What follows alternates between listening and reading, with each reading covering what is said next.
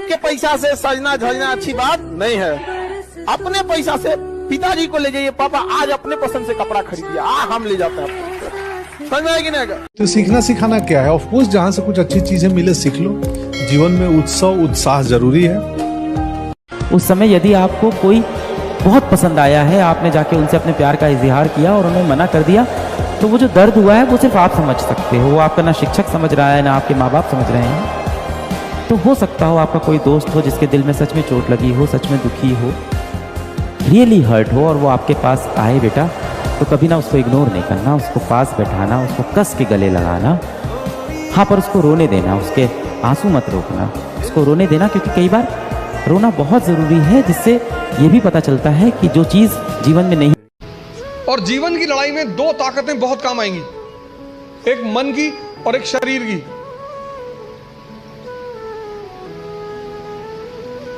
तुम जब भी ऊपर उठोगे तो ये ग्रेविटी तुम्हें नीचे खींचेगी ना, ऐसा समाज की ग्रेविटी है।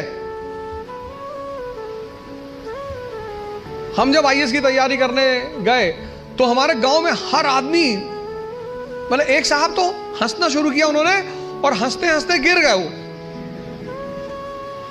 उन्होंने हमसे पूछा दिल्ली क्यों जा रहे हो? अब मेरा दिमाग खराब था, मैंने कह दिया मैं आईएएस की तैयारी। बोले आईएएस?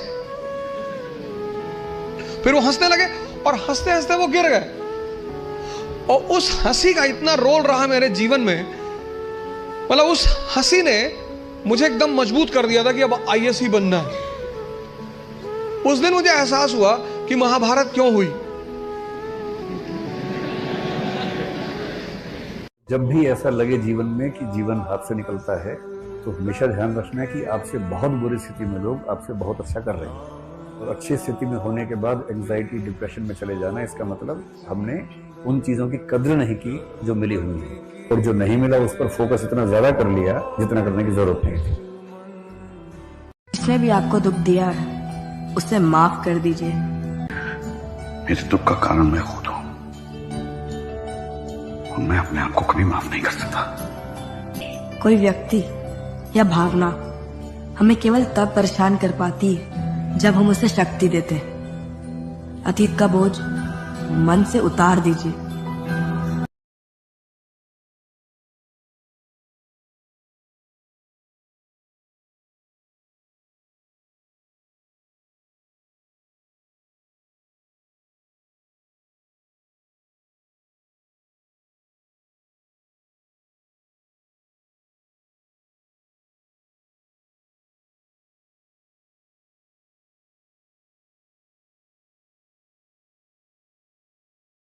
और लाइफ में ठोकर लगना तो बहुत जरूरी है, क्योंकि ताश में जोकर और जिंदगी में ठोकर कभी भी माहौल बदल सकते हैं।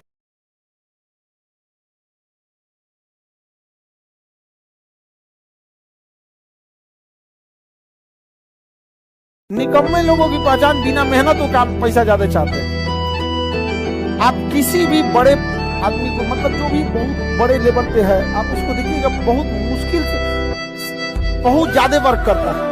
आज जितना मिलेगा सब ना 8 घंटा की जगह सोचेगा 6 घंटा काम करके भागेंगे, बाकी काम चोरी काहे करता है।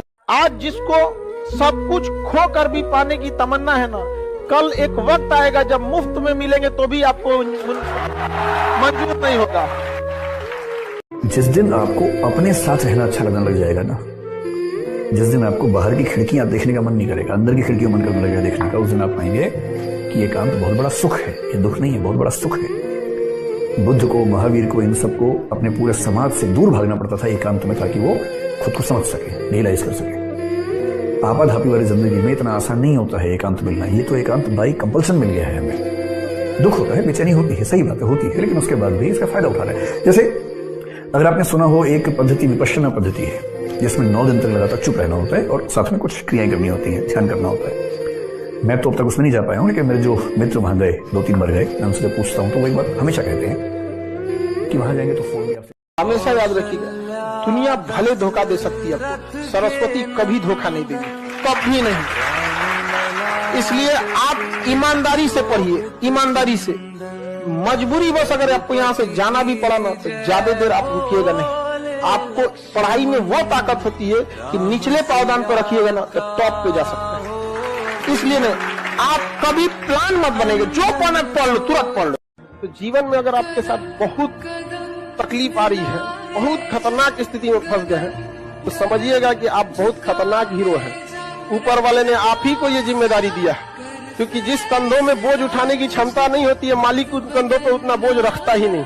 तो बहुत समस्या आए तो घबरा के डिप्रेशन में नहीं जाना है, खुद को समझाना, बहुत बहादुर रहे हो। Stop listening to too much motivation.